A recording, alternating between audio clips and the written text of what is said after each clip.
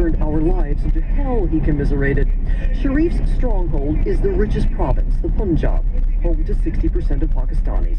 For many, his mania for building motorways in an infrastructure-starved country commends him to be prime minister, a position he held in the 1990s until he was ousted in a coup by ex-army chief Pervez Musharraf, who's backvying for a seat in parliament himself.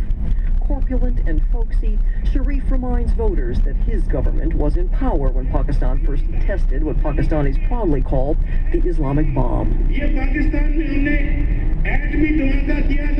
We carried out a nuclear detonation in Pakistan, he says.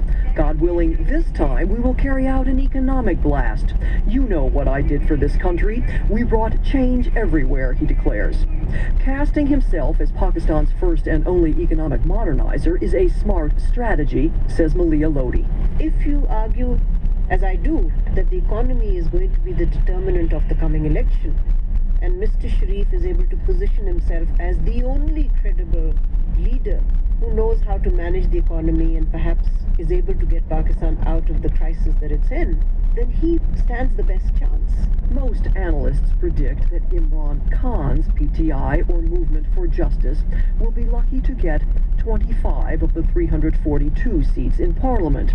But the cricket star turned politician remains a wild card if the race shapes up to be a break with the past.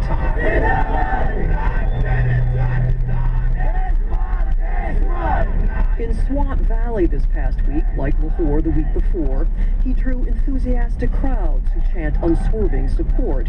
It's difficult to distinguish between his celebrity status as a sports icon and his political popularity. The party symbol is a cricket bat. But Swat resident, 28-year-old engineer Babar Khan, says no one else is able to improve education, regularize the tax system, or minimize corruption. The rest of the politicians, they only care for power.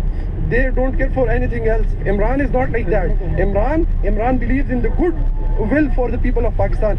The youth of Pakistan look at who will bring merit, not on like personal relationships or on money.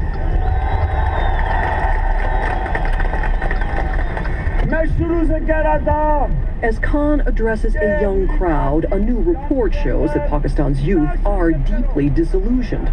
The British Council surveyed over 5,000 young people and found that more preferred Islamic law or military rule over democracy. 3/4 worry about too much Western influence. Khan's rhetoric about Pakistan not being a hired gun for the U.S. would appeal, and he's confident the country's huge pool of young voters will side with him. The youth have got politicized. 40 million voters will vote for the first time in this election out of 85 million.